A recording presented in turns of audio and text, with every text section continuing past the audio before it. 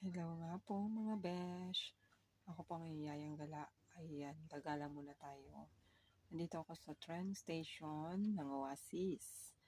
Ako ay nag-aabang ng train papuntang airport dahil ako ay mamamasyal muna. Ayan.